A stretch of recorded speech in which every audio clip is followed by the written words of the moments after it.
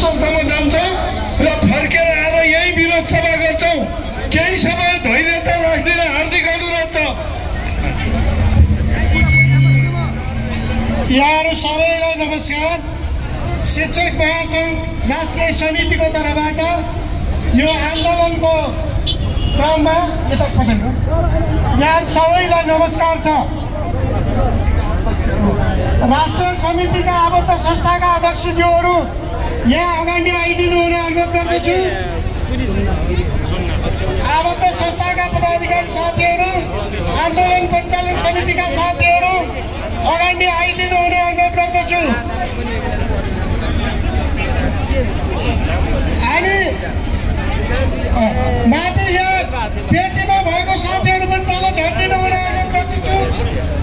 यहाँहरूले हामीले यो आन्दोलनमा केही आचार संहिताहरू निर्माण गरेका छौँ। त्यो आचार संहिता अनुसार हामीले चल्नुपर्ने हुन्छ। हामी शिक्षा